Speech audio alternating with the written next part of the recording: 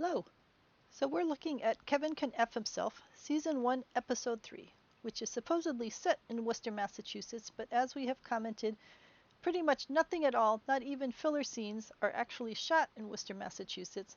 Everything is shot out in Brockton, which is about an hour east, and other locations out there, even when there are very wonderful, lovely locations that are here in Worcester. But we are going to plow forward and see if we can find at least anything at all that is remotely resembling Worcester.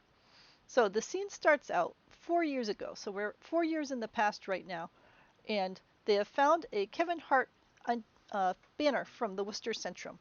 And the Worcester Centrum opened in '82, and as quickly as 2004 it became the DCU Center. But I have to be fair here, and I'll say a lot of us call it the Centrum, even though it's the DCU Center and has been for many, many years. So I think it's sort of cute that they call it the Centrum. Kevin Hart played there in 2015, long after it was the DCU Center. But, I think it's cute that they have Centrum references. What's intriguing to me is that one of the people is wearing just a regular Worcester sweatshirt, but she is wearing this, it looks like something Tion City. It would be cool if it was a Wormtown shirt, because Wormtown is what we call Worcester, and I would really love to see some sort of a Wormtown reference in here.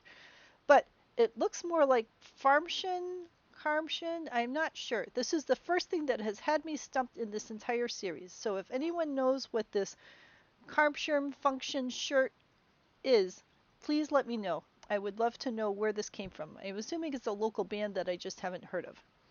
So this here is me walking along the DCU Center. So the DCU Center is on the left. You can see a DCU Center up above us, and I will go around the corner. This is when I was documenting the Black Panther 2 was doing a bunch of filming around here and up on Main Street. So I was walking over to the Black Panther 2 filming location, and we just happened to go around the corner of the DCU Center. I've been to the DCU Center many, many times. My boyfriend's played there, but I think we still call it the Centrum. It's just what we call it. So I did enjoy the fact that they had a banner there that called it the Centrum. And, it's been the Centrum for quite a while until 2004 when it became the DCU Center. So I think that is a fun kind of thing. So here we have Patti back in the old days, and one of her people who needs drugs, which is how she ends up becoming a drug dealer, gives her a copy of Memoir of a Geisha. And this has nothing at all to do with Worcester, but I just want to say that I really have a love-hate relationship with this book, and I thought it was fascinating that they gave her a copy of Memoir of a Geisha. Part of why I really hate it is that a key point of the book is that the men in this story see this beautiful young woman and start grooming her from a tiny age to be a sex object so they can have sex with her when she comes of age. And it is super creepy, and it's written with this beautiful alliterative language, so it's wrapped around in this suitability kind of aspect. But the whole core of the story is that these guys see this girl, think she's pretty, and decide that they're going to pretty her up so that they can have sex with her when she's the appropriate age. And it sort of plays into the whole aspect of this story that these women are being treated just as objects for the men to take advantage of. So in that scene, and then she goes and she starts buying drugs there. She has a shirt that says she's part of the Worcester Hairstyling Institute.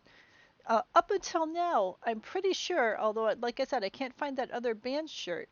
I'm pretty sure all the shirts have been real. They've been for Ralph's Rock Diner and the Hot Dog Safari and other things that I know and love. But there is no Worcester Hairstyling Institute, at least none that I can track down. The place I do know of is the Tony and Guy Institute, which is in a really lovely building on Park Ave, 6 Park Ave. And, clearly this building was not built to hold Tony and Guy. But it's a well-known beauty salon or, training location in Worcester. And I can understand why they wouldn't want to use a real life name, even though she's presenting herself as being a successful salon owner. She's also a drug dealer who's dealing drugs out of her location. So maybe they didn't want to use a real life name for their salon. But this is the first incident I can think of where they used a completely false t-shirt or set of clothing to identify one of their characters. And I found that interesting because now I'm a little suspicious when I'm tracking down all these other things that I see in here. Are they real, or are they now just going to make up a ton of fake t-shirts and a ton of fake sweatshirts and stuff for things that I'll never be able to find? So I guess we will find out as the series goes forward. So next we have the main character going into Bevs Diner, and I know that I have gone on at length about how unhappy I am that they have this completely undiner-like diner in Worcester, which is full of all sorts of beautiful Worcester lunch car diners. And you could say, well, maybe they couldn't get filming rights at the Boulevard Diner or at Miss Worcester Diner that are local, and maybe they had to go somewhere else. But, you know, I was just today out at the Miss Mendon Diner, which is in Mendon, Massachusetts, and that one isn't even open right now. The Miss Mendon Diner is closed for renovations, and it's in beautiful shape. It's not like they're doing any sort of great gutting or anything like that. And this is a Worcester lunch car diner. This is a diner that was built in Worcester, Massachusetts, is one of these historic classic locations. And in addition to the traditional diner, which is that a metal part that you see right there in middle, they've built it out into the kind of diner that you see in the Worcester, the fake one, that has more restaurant area. So even if they wanted to have more of a restaurant atmosphere and have, a bigger selection of menu items or all that other kind of stuff, they could have gone with the Miss Mendon, which is a Worcester lunch car diner, which, is my main point here, I think, as you guys can guess, that these things are so historic. They were built in Worcester. They are beautiful, have all sorts of character and charm to them. So here you go. They could have gone to the Miss Mendon Diner and done all the filming there. There would have been no one there. They could have had it all to themselves, and they chose not to. They chose to build themselves a fake diner and go with that instead. So I will try to come to terms with that decision and just keep showing you guys diner footage because I love the Worcester lunch car diners. So in this scene, we've got the two male characters. One of them's in a New England generic t-shirt, or at least I can't see what the bottom is to try to guess what it might be. But the other one, Neil, is in a shirt that I find completely fascinated. And I've watched this section over and over and over again to try to figure out what his shirt says. It's like Wharfman's Catch, fish and seafood, and then Worcester, Massachusetts on the bottom. But he always wears this jean jacket in the scene, so you can't see the full details of it. And I would have thought that I'd know most places in Worcester. And part of me says this must be a fish shop that closed down before I, was out there buying fish and so on. But the other part of me says that they've now lied about multiple things that I would have thought might have been real and that end up being fake. So is there really a Wharfman's Catch fish and seafood in Worcester? Or have they made up a fake shirt just to fool me? And I don't know. So if anyone knows what this might have been a shirt for, please let me know. So just to help you out, here is another view of that shirt. And it seems to be something like, that's not really a Wharfman's, but it could be like a Wharfman Catch fish, fresh fish and seafood in Worcester, Massachusetts. Another view of it. I'm just baffled. So it could be a real shirt. It could be just something that I haven't heard of, and I just have to track it down. Alright, so next we have the main character who's just gotten annoyed by the little drug dealer that set her up to be a prostitute. And she's deciding to get him back. So she's reporting that she walked by Clark Street Elementary and then she followed him to an auto body on Buckingham Avenue. He works there, so she wants them to come and raid him. And this causes all sorts of problems in the future for all of them because it turns out that the person supplying this drug dealer was also supplying her friend Patti, and now her friend Patti gets shut down.